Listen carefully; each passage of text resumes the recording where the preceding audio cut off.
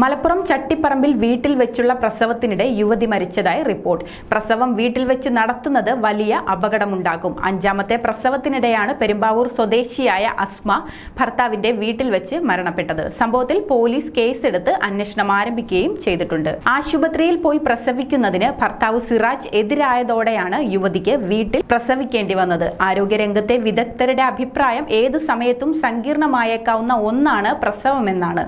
പ്രസവം സുരക്ഷിതമാക്കാൻ ആശുപത്രിയിൽ തന്നെ പോകണം.